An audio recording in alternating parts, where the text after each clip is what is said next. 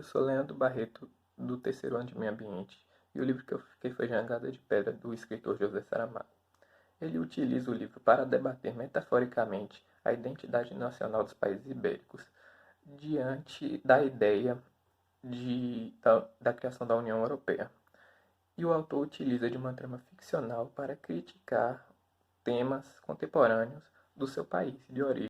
A história do livro inicia quando ocorre uma cisão geológica e a Península Ibérica se solta da Europa, e Portugal e Espanha ficam à deriva do mar. Com a separação, ocorre um caos social, político e econômico na antiga península. Os turistas assustados fogem de Portugal e Espanha com aviões, e o preconceito dos países europeus fica evidente contra os mais pobres. Diante do cenário de incertezas da nova configuração geopolítica, um grupo de pessoas acaba se reunindo com o objetivo de salvar os países da crise. E esse grupo de pessoas estão relacionadas a eventos inexplicáveis depois da cisão geológica ocorrida. O grupo de pessoas é formado por Joaquim, um administrador na cidade de Portugal. Ele atirou uma pedra gigantesca ao mar. José, um professor de ensino fundamental que começou a ser perseguido por passarinhos. Pedro, um idoso da cidade de Granada, na Espanha, foi a primeira pessoa a sentir o tremor. Joana, que encontrou um graveto mágico. Maria, que encontrou um novelo de lã azul que nunca termina. E o grupo também tem um cachorro. Esse grupo de pessoas viaja a carro por toda Portugal e Espanha, a fim de descobrir o que está acontecendo pelo país, né? E aí eles aprendem a identidade do país deles. E a partir disso, eles são capazes de fazer escolhas pessoais e coletivas a fim de decidir o que irá acontecer com o país deles. Eles também acompanham por rádio, televisão e jornais o caminho da antiga península pelo Oceano Atlântico. A primeira coisa que se chama atenção no livro são as metáforas.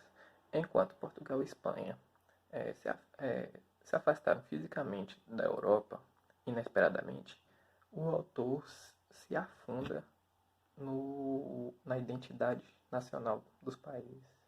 Alguns temas debatidos são, por exemplo, até onde Portugal e Espanha são diferentes? Ou Portugal e Espanha são mais parecidos com países europeus ou países da América Latina e da África? Ou até mesmo Portugal e Espanha sofrem preconceitos de outros países ricos da Europa? No livro temos duas linhas narrativas muito bem definidas, que são a macro, ou seja, do país inteiro, o que pode acontecer com eles, e a micro, que são consequências dos personagens. E no livro parece que as decisões do continente inteiro estão nas mãos desses personagens.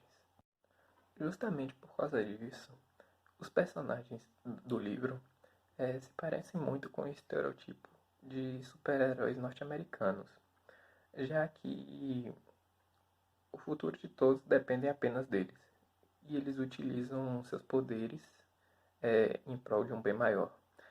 Porém, diferenciando-se da Marvel ou da DC, que são empresas norte-americanas, esses personagens são pessoas comuns.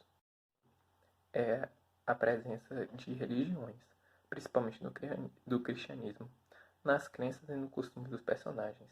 E também no final do livro ocorre uma ideia de que Adão e Eva estão construindo um novo povo ibérico. Além disso, existem muitas referências da cultura pop, da atualidade nesse livro, o que torna a leitura muito mais agradável ao povo contemporâneo. Eu senti o livro com uma narrativa um pouco lento e também meio infantil. O grupo de pessoas viaja com o intuito de entender o que está acontecendo depois da tragédia geológica ocorrida. Eles acabam salvando o país de uma profunda crise. O livro é uma obra muito boa. Eles debatem de maneira contemporânea e original a identidade do povo ibérico na Europa. Porém, se formos analisar o enredo, É um enredo bem simples, na verdade.